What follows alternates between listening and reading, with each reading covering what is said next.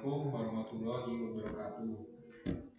Di sini kami akan menjelaskan tentang alat kami yang berjudul Sistem Monitoring Tangki Air pada Rumah Berbasis IoT. Nah, sebelum kami melanjutkan ke materinya dan percobaan dari alat kami, sebaiknya kita memperkenalkan diri masing-masing. Baik, perkenalkan nama saya Muhammad Gunawan. Ini KRS saya dengan NPM 231198888. Perkenalkan, nama saya Rizky Andika dengan NPM 25119684. Dan perkenalkan, saya Yonanda Kusuma dengan ini KTM saya dan NPM saya itu 26119714. Nah, sebelum ke inti dari permasalahan atau dari demonstrasi alat kami, sebenarnya kami jelaskan tentang latar belakang atau masalah kenapa kami memilih alat ini. Nah, alat ini merupakan kebutuhan yang mutlak dari kehidupan manusia yang digunakan untuk dikonsumsi, mencuci, mandi, dan lain-lain. Dan itu kayak semacam minum ataupun untuk apapun, karena air menurut saya itu sangat penting bagi kehidupan manusia. Nah, seiring berkembangnya teknologi ini, penggunaan air menggunakan penampungan tangki air itu yang masih dilakukan secara manual.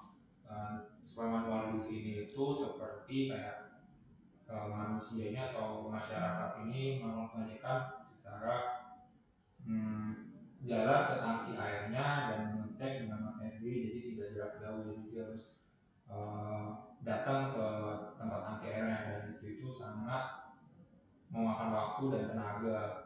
Nah, masalah yang ada itu tidak mengatur, jadi masalah itu tadi, jadi menurut ini tidak tahu persis berapa level ketinggian airnya. Nah, permasalahan tersebut itu dapat menyebabkan airnya itu terbuang sia-sia dan pemborosan. Nah, karena ini pemborosan listrik karena meluap ketika pengisian air dan ketika mencoba air bisa terjadi tangki dalam keadaan kosong.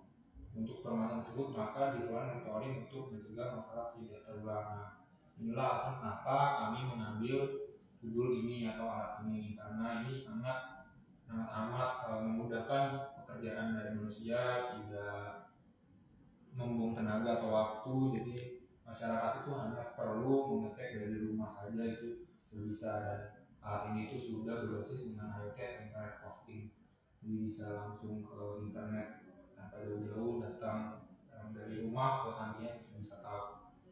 Jadi next, nah lalu saya akan menjelaskan tentang teknologi-teknologi yang digunakan pada alat ini. Nah, yang pertama itu ada input atau masukannya. Nah, terbiasanya itu input ini diisi oleh sensor. Nah, sensor yang kami gunakan di sini itu ada sensor water level switch. Nah, sebenarnya untuk alat penampungan sendiri bisa menggunakan sensor ultrasonik, tapi kenapa alasan kami tidak menggunakan sensor ultrasonik sendiri itu dikarenakan menurut kami sensor water level ini lebih presisi dalam perhitungannya, karena dia tinggal dimasukkan ke dalam tangkinya. Kalau misalkan untuk ultrasonik kan menghitung jarak air dari paling atas gitu ya, menurut pendapat saya. Lalu dan itu menurut saya kenapa kami memilih sensor water level daripada sensor ultrasonik. Dan yang kedua sendiri atau proses, nah biasanya proses di sini itu diisi oleh microcontroller. Nah, kenapa dan microcontroller kita pakai di sini Node MCU. Nah, alasan kenapa kita pakai Node MCU dikarenakan yang telah saya bilang, karena kami menggunakan sistem IoT. Nah, untuk Arduino, kenapa kami tidak menggunakan seperti Arduino dan Raspberry? Itu menurut saya Node MCU itu lebih praktis dan mudah dipahami dalam memprogram. Dan untuk output atau keluarannya di sini kami menggunakan satu output. Sebenarnya ada dua, tapi yang disebut satu karena ini output yang dalam bentuk hardware-nya. Nanti ada output yang dalam bentuk software-nya sendiri, nanti bisa saya jelaskan juga. Dan ini tuh untuk buzzer sendiri berfungsi untuk alarm jika keadaan air itu dalam keadaan kosong atau dalam keadaan penuh. Nah, lalu yang keempat ini di database. Nah, kan sebelumnya saya menjelaskan bahwa kita ini menggunakan dua output, yaitu output berbentuk hardware dan berbentuk software atau aplikasi atau web. Nah kami ini menggunakan output yang berbentuk web. Nah sebelum kenapa menggunakan web? Kenapa kita menggunakan web? Jadi menurut saya itu menggunakan web itu lebih lebih enak menurut saya, jadi tidak ribet. Kan ada juga yang menggunakan aplikasi seperti Blink, seperti apa, kan banyak Android, IoT seperti itu. Tapi misalnya melalui database itu kita bisa membuat dan kita bisa tahu berapanya. Nah untuk database sendiri itu kami menggunakan MySQL. Nah lalu untuk web monitoringnya itu bisa dikunjungi lewat http://localhost/web warrior nodes. Nah ini web monitoring yang kami pakai untuk tabel-tabel penggunaan air atau kondisi pada sensor. Baik, di sini ada water level flow switch. Di sini ada inputnya, yaitu berfungsi untuk memutar motor servo untuk mengangkat atau menurunkan pintu air sesuai batas ketinggian air. Lalu ada proses. Di sini proses menggunakan microcontroller Node MCU ESP8266. Node MCU adalah sebuah board elektronik yang berfungsi chip yang berbasis chip ESP8266 dengan kemampuan menjalankan fungsi microcontroller dan juga koneksi internet Wi-Fi. Terdapat beberapa pin input atau output sehingga dapat dikembangkan menjadi sebuah aplikasi monitoring maupun controlling pada proyek IoT. Lalu output menggunakan buzzer. Buzzer di sini adalah sebuah komponen elektronika yang berfungsi untuk mengubah getaran listrik menjadi getaran suara.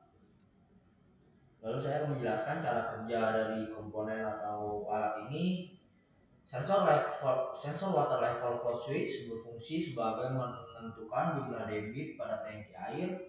Lalu MCU ESP8266 berfungsi sebagai penerima sinyal input dan memberikan sinyal pada output yang bisa terhubung dengan database dan web monitoring.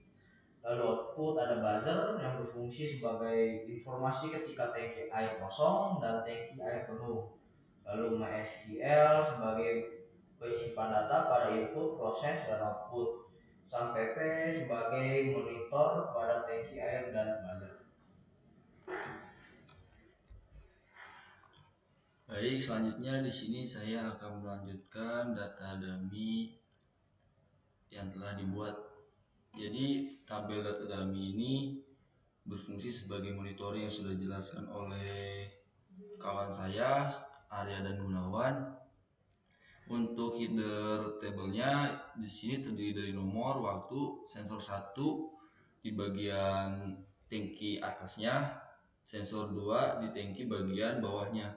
Dan kemudian di tangki ini akan menandakan kondisi penuh, stabil, dan kosong. Dan output ini akan memberikan peringatan informasi ketika penuh dan kosong. Kemudian data dummy yang kami buat yaitu sebanyak 10 table, 10 baris ya, 10 data ya, 10 data yang telah dibuat dari jam 12 siang sampai jam 7 malam. Jadi pada data dummy yang kami buat di jam 12 siang sensor 1 on, sensor 2 on, keadaan tangkinya penuh dan buzzer aktif.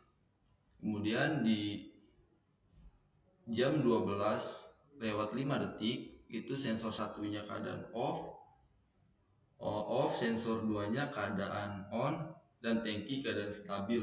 Buzzer yang artinya tidak aktif pada sensor 1. Ketika stabil itu dia tidak aktif ya.